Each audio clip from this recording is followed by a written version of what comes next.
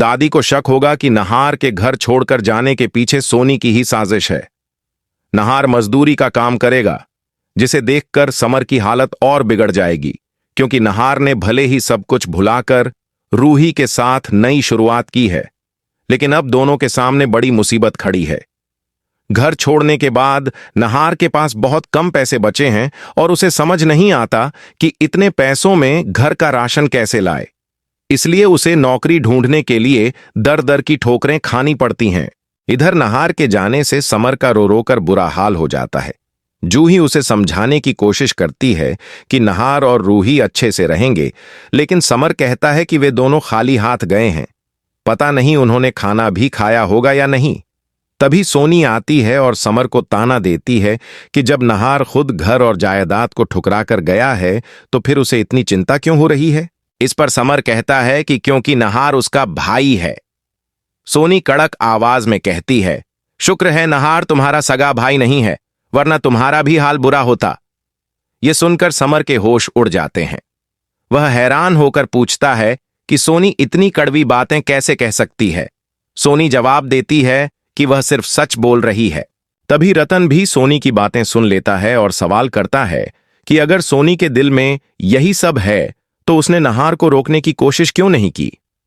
रतन के अचानक आ जाने से सोनी की जुबान लड़खड़ाने लगती है और वह बहाना बनाती है कि वह तो बस समर को चुप कराने की कोशिश कर रही थी। रतन सख्त लहजे में कहता है कि नहार ने हमेशा सोनी को मां से भी बढ़कर माना और आज सोनी ने उसे कितनी आसानी से पराया कर दिया। यह सुनकर दादी भी वहां पहुंच जाती हैं और सोनी को अलग ले जाकर धमकी देती हैं कि अगर नहार के जाने के पीछे उसका हाथ हुआ तो वह उसे कहीं का नहीं छोड़ेगी। दादी कहती हैं कि नहार उनके लिए सबसे बढ़कर है, चाहे वह समर हो या सोनी, नहार के लिए वह किसी को भी किनारे कर सकती है। यह सुनकर सोनी के होश उड़ जाते हैं और उसे डर सताने लगता है कि कहीं दादी को उसकी चालों का सच न पता चल जाए कि उसने जानबूझकर रूही को बुरा भला कहा था और कपड़े जलाने वाला ड्रामा भी उसी ने करवाया था। वह सोचकर घबरा जाती है कि अगर दादी को सब पता चल गया तो वह उसे घर से निकाल देंगी और इस बार समर और उसके पापा भी उसे नहीं बचा पाएंगे। इधर दादी भी नहार की चिंता में बेचैन हो जाती हैं। वह पागलों की तरह उसके जान पहचान वालों को फोन करने लगती हैं और नहार की सलामती के लिए मन्नत तक मान लेती हैं।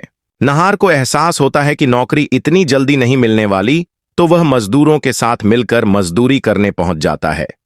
इत्तेफाक से वहीं उसके बाबा भी आते हैं और नहार की एक झलक देख लेते हैं, लेकिन नहार झुक जाता है।